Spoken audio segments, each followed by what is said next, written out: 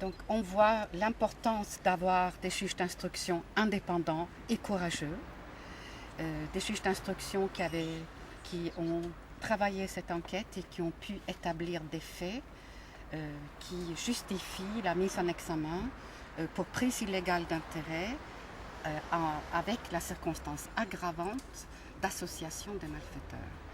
Donc c'est un événement qui prouve que la justice marche, qu'elle est indépendante.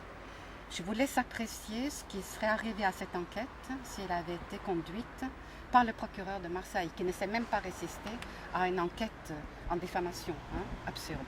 Donc si elle avait été conduite en direct par le procureur, nous ne serons pas là. C'est parce qu'il y a des juges d'instruction que cela a pu sortir. Donc ça, c'est un premier problème. Ensuite, il faut en tirer les conséquences politiques. Il faut distinguer entre l'enquête importante judiciaire, que je ne commenterai pas, et la situation politique que je vais commenter.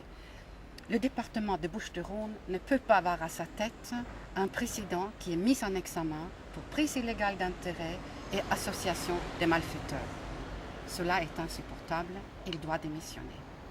Et en ce qui concerne, on profite de votre expérience en la matière, en ce qui concerne un éventuel dessaisissement du juge d'instruction, comme le veulent les avocats de Jean-Noël Guéry, est-ce que ça vous paraît envisageable, plausible simplement?